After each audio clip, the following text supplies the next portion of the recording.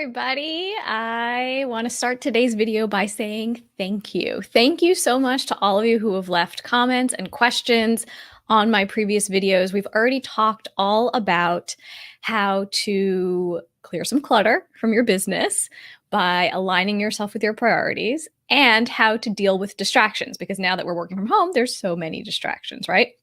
And today, I'm going to let you in on a little secret. Today, we're going to talk all about procrastination. And my big secret is that I'm actually a huge procrastinator. I love to procrastinate. And I know it's something that a lot of people have been surprised about through the years when I've told them, because they think, oh, but you're so efficient. Oh, but you're so productive. You must be getting so many things done. And it's true, but I have trained myself to do that. And I'm going to give you some tips and tricks and ways to do that as well. So I'm going to dive into this training a bit with you right now.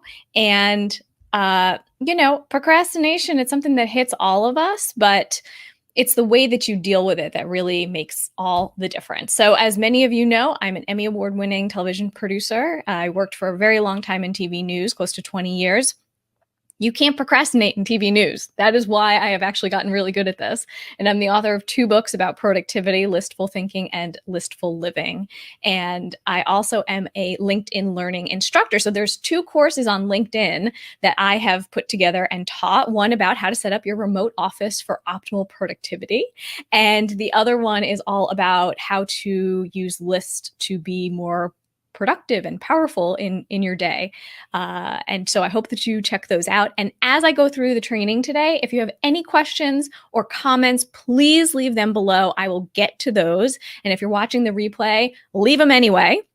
And I'm going to go through and make sure to answer every single question that you have about any of this. And if you go to paularizzo.com/lists, I have a list making starter kit there for you with some tips and tricks and additional ways to really be efficient and on top of your game, because I know there's just so many things that we could be doing, but I'm all about let's focus on what you need to be doing. So looking back at what we've already talked about in previous videos, knowing your priorities, it's super important to be able to clear out clutter from your life and from your business and from the balance of both of those. If you have that laser focus of here's what I actually need to be doing that's aligning with my priorities. It's very different than getting an email and saying, oh, let me go do that now because somebody else thinks that you should. So I taught all about that in the first video. And the second video, we talked about dealing with distractions. Now that we're at home, there are all new distractions in front of us, right? There's leaf blowers and construction and kids and things that you didn't have in your regular office.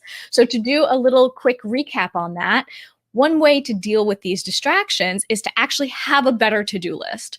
So make sure that you make that list the night before so you have a roadmap and you've set an intention for what you want to do for the day. So when distractions do pop up, because they will, you know exactly what you need to get back to. And I do have another little tool that I use a lot, which is called a distraction placeholder. So I put that right on my actual to-do list. So if I do get distracted, I write down what I was in the middle of, so then I can get back to it faster when I sit back down at my desk. And if you go to paularizzo.com/lists, I have the template for you so you can see how I set up my to-do list. Another way to deal with distractions is to tune out, to, give yourself some headphones to get away from it all, and to use a mantra. A mantra that I really love sometimes to use is to just keep saying the thing that I'm supposed to be doing right now.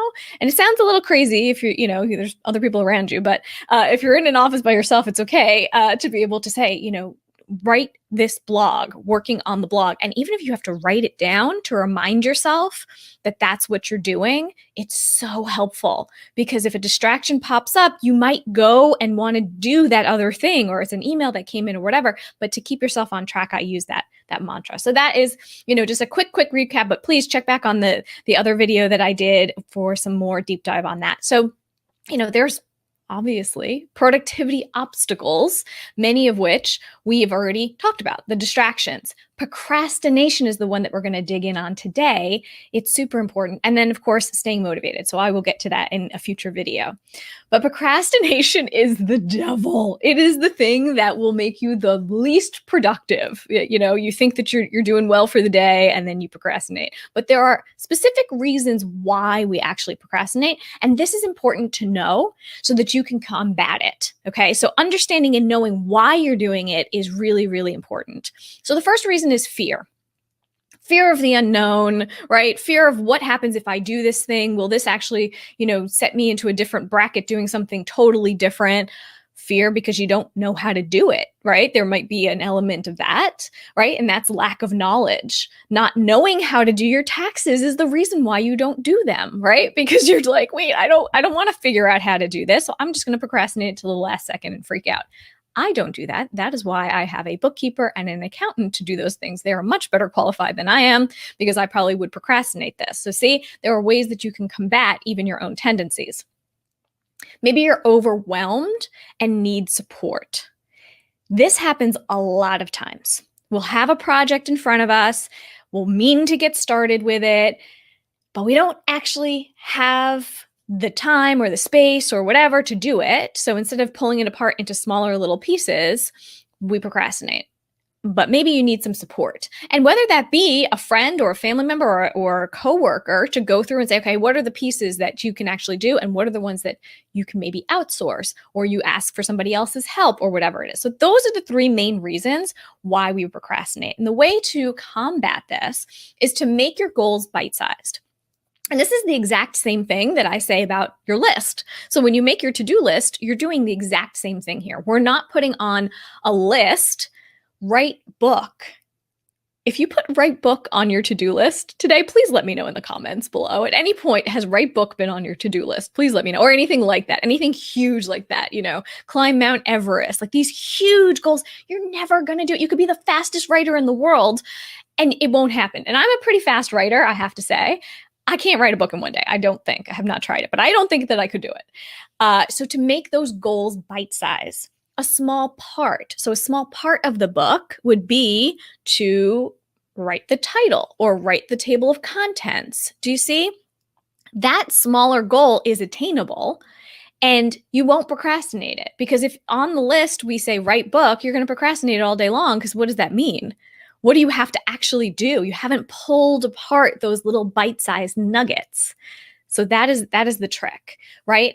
Also, another way to deal with procrastination is to eliminate small annoyances, things that will get in your way, that will stop you from just doing.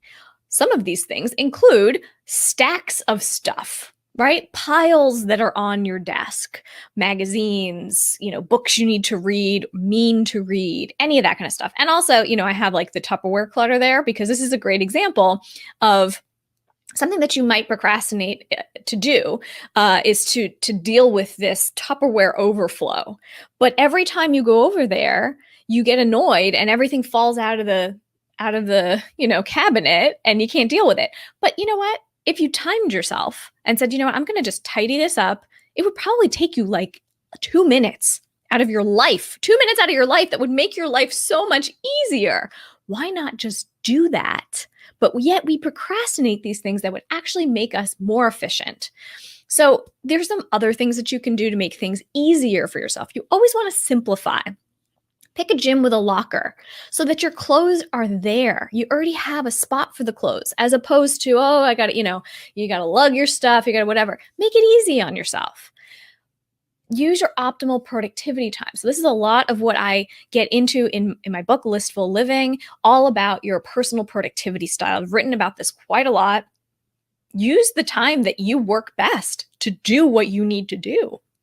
Keep your keys in the same place every single day. Okay, so that's how I treat apps as well. In the same way that I keep my keys in the exact same place, I know exactly where to find it every single day. So I don't procrastinate and look for, other things.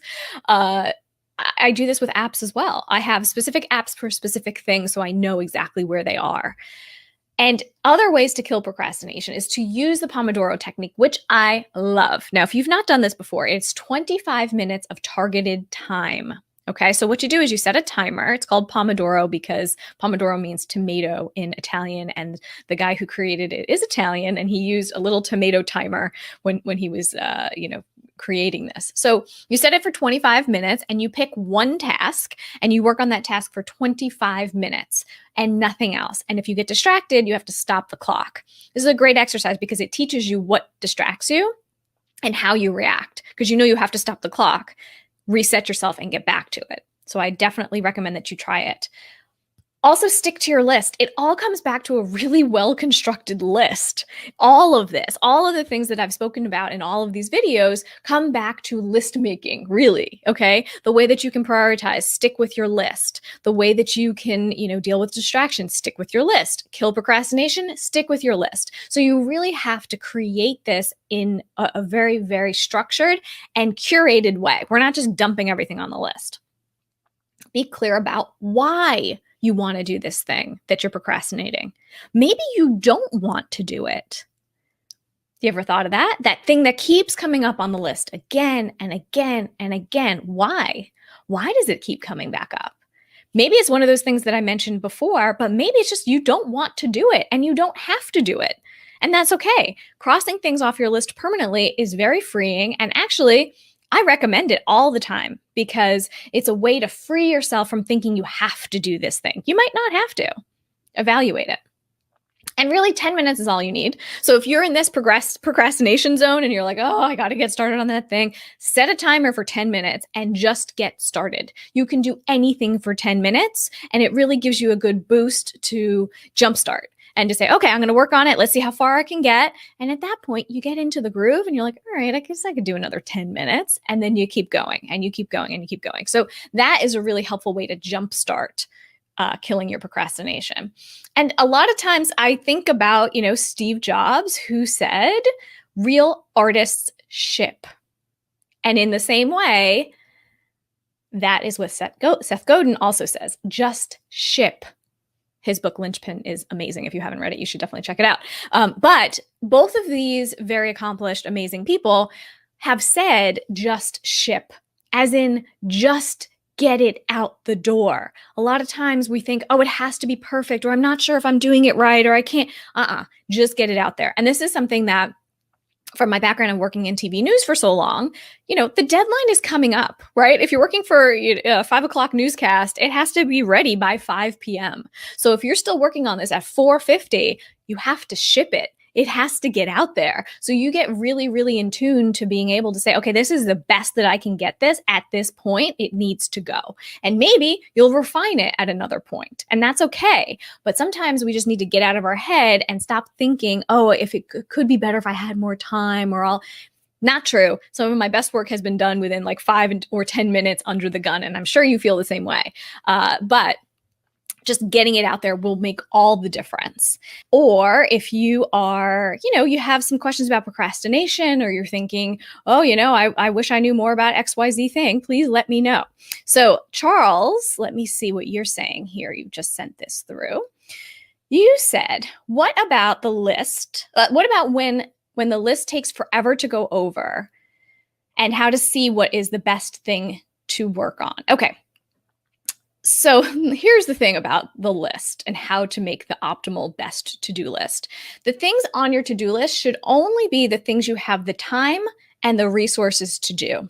So I'm very strict about the things that I actually will put on my daily to-do list. I sit at my desk every night before work, before I leave my desk, and every night I go through and I think, okay, what can I actually get done tomorrow? So I know very clearly what I can and what I can't do, or what I need to outsource. And those are the things that go on the list. As we talked about earlier in the slides, you saw that I was saying, don't put something so huge on that list, right? So you don't want to put things that say like, oh, write book or things like that. And how do you align yourself and say, here's what's the best thing to work on? Well, there's 2 ways to figure that out. One is deadline driven, right? What's coming up the fastest? Because I would do it that way, an order of priority. This has to be done sooner rather than later because that deadline is coming up. Or would you be able to do, something where it's aligning with your priorities? Now, in my first video, I talked all about how to align yourself and what's on your list with your priorities. And that's very important, so that you look at the list and you say, well, this is not part of the main priority for today or this week or this month. So you know what? I'm good. I'm not going to do that. I'm going to push it to the following day. And just because you can do something today doesn't mean that you should do it. I think that's what happens to a lot of people. They think, oh, let me just get this done real quick because I have, 5 minutes. And 5 minutes turns into, 50 minutes because it took longer than you thought. So to be really intentional about what's on your list and also about where you spend your time and what you're doing. So thank you, Charles, for that question. It's an important one for sure.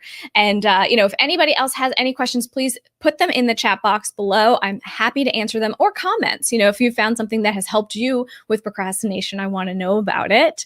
I will see you all soon. Good luck.